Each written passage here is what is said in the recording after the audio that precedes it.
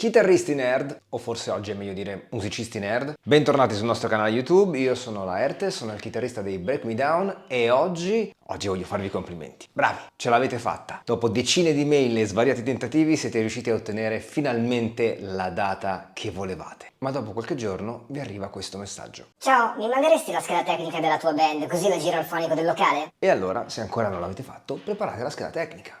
Dunque, vediamo. Allora, uso una PRS SVN Mark Holcomb, anno 2020, l'ampli, certo, Mesa Boogie Mark V 90 watt con cassa Mesa 4x12 traditional, vabbè dai, l'anno non lo metto. Ah, poi la pedaliera, qui devo mettere tutti i pedali.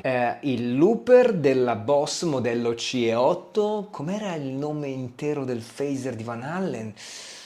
Ok, fermiamoci un secondo. Sono sicuro che il fonico del locale, da buon nerd, apprezzerà sicuramente che gli decantiate tutto il vostro meraviglioso arsenale, ma non è questo quello che deve rientrare all'interno della vostra scheda tecnica. Vado a spiegarmi meglio, ma prima vi chiedo di iscrivervi al canale, mettere un bel like sulla fiducia a questo video e cliccare la campanella. Pronti a segnarvi tutto? Dai che iniziamo! Sigla!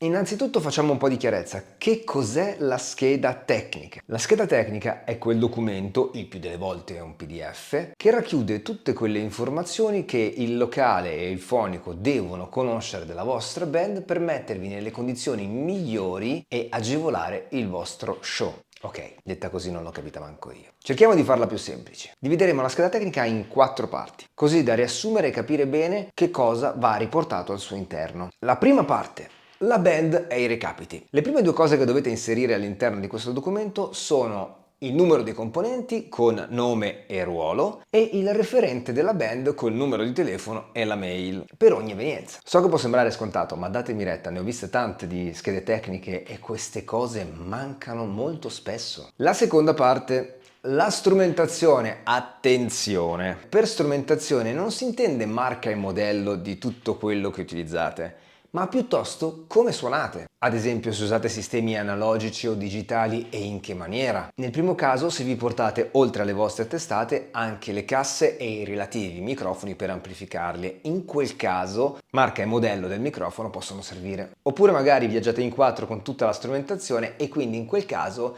andrà specificato che utilizzerete le casse presenti in loco. Nel secondo caso, invece, aiuterà a sapere quanti canali della Stagebox o della DI vi serviranno per collegare i vostri sistemi digitali, se uscite in mono o in stereo, il tutto riportato per ogni componente della band. Va segnalato anche se userete le spie del locale o dei vostri sistemi in-ear. Se disponete di un sistema di ascolti in-ear con mixer e relativi split, oppure se alcuni di voi si affideranno alle spie e altri invece agli in-ear. Questo permetterà una migliore preparazione per il fonico che saprà già cosa dovrà fare. Non dimenticate ovviamente di segnare se utilizzate delle sequenze e in che modo intendete mandare il segnale. Una piccola parentesi per i in-ear: segnate anche le frequenze di ogni centralina che utilizzate. Mi è capitato in un festival molto grosso che mi facessero notare la mancanza delle frequenze nella nostra scheda tecnica. Da allora ho subito provveduto a inserirla, perché in certi contesti molto grandi si utilizzano tantissimi sistemi wireless e radio e fare casino con le frequenze, ragazzi, è un attimo. Più la vostra scheda tecnica è esauriente di dati, prima si risolveranno eventuali problemi. Passiamo alla terza parte, i canali. In questa sezione va riportata una piccola tabella di quanti canali vi serviranno per il vostro live. Se tralasciate i canali della batteria, che variano da 6 a 8 a seconda del kit del batterista, avrete bisogno di un canale per ogni componente della band e 2 canali per le basi, perché vanno stereo. Nel caso della mia band, ad esempio, noi utilizziamo 5 cavi perché usciamo tutti in mono, a parte le basi che ovviamente sono stereo. Voi direte: 5 cavi, però non avete quelle del batterista. Giusta osservazione. Come vi ho detto prima, tralasciate i 6-8 canali che serviranno, poiché il più delle volte non potrete utilizzarli.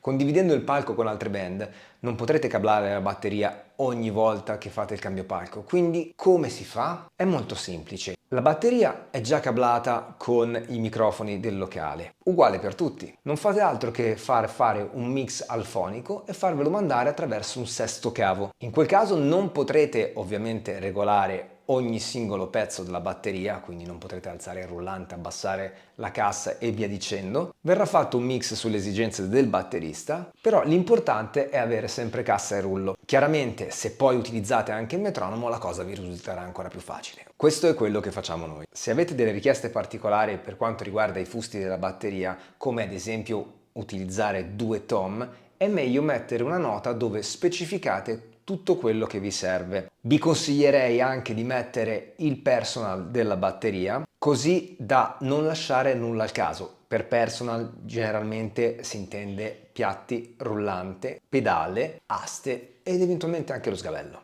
Comunque spiego tutto in questo video qui. Nel caso delle chitarre, visto che siamo dei chitarristi nerd e avete degli effetti ambient che volete far sentire nella più totale bellezza, vi consiglio di utilizzare un'uscita stereo, quindi non avrete bisogno di un solo canale, ma due. Tenetene conto quando poi andate a riempire il vostro mixer. Anche se non utilizzate un cavo multicore, cioè un cavo con più uscite, è sempre bene segnalare come mandate i vostri segnali. Nel caso utilizziate sistemi digitali basterà scrivere cavo XLR. Nel caso invece utilizziate dei sistemi analogici, quindi la cassa, dovrete riportare mic con, tra parentesi, anche marca e modello del vostro microfono. La quarta parte, la disposizione sul palco. Per questa sezione dovete fare letteralmente un disegnino di come vi disponete sul palco. Segnate la posizione che ognuno di voi preferisce e di quante prese corrente necessitate sul palco e dove le volete. Nel caso suonaste in altri paesi, mi raccomando, controllate sempre che le prese siano valide o comunque se vi serviranno degli adattatori. Ad esempio in Inghilterra è meglio dare un'occhiata. Se poi avete dei backdrop o dei roll up, segnate anche le posizioni e l'ingombro perché magari il palco che vi ospiterà non potrà permettervi di collocarli. Un altro piccolo consiglio: portatevi sempre dietro una chiavetta USB contenente tutti i vostri loghi in PNG perché molto spesso il locale è fornito di un proiettore e questo vi faciliterà il compito. Non dovete poi portarvi roll up o backdrop che magari ingombrano e non utilizzerete. Alla fine della vostra scheda tecnica è sempre meglio scrivere di farvi mandare dal fonico la scheda tecnica del locale. Così tante domande troveranno risposta ancora prima di aver messo piede nella location. La scheda tecnica è spesso associata alla Rider Hospitality, che è un altro documento importante nel quale verranno riportate tutte quelle informazioni non tecniche, dall'accommodation per oltre 200 km alle intolleranze alimentari, a quanta acqua vi servirà sul palco o magari all'esigenza di avere un camerino con uno specchio e delle luci. Insomma, tutto quello di cui avete bisogno al di fuori del palco. Non vi dico di mettere che volete gli M&M's solo marroni, quello lo facevano i Van Halen per ovvi motivi, però se volete farlo potete farlo, questo è il posto giusto. A chi è giunto fin qui voglio dare due consigli importanti, non da professionista ma professionali. Quando dovrete mandare via queste informazioni, racchiudete tutti i documenti all'interno di una cartella che poi metterete su un cloud, un Dropbox, un Drive, dove potrà essere accessibile online. Al suo interno, mi raccomando, non dimenticate nulla, mettete la scheda tecnica, il Rider Hospitality,